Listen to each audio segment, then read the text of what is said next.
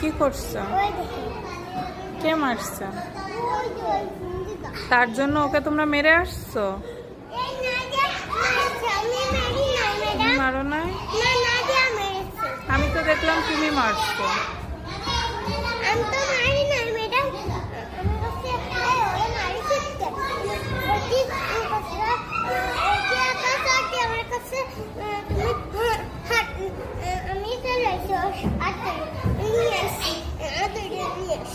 তাই তুমি নাদিয়াকে মারতে দাও নাই?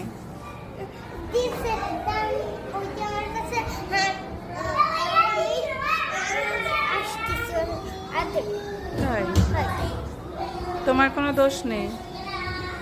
দোষ সব নাদিয়ার? নাদিয়া মারছে তাহলে?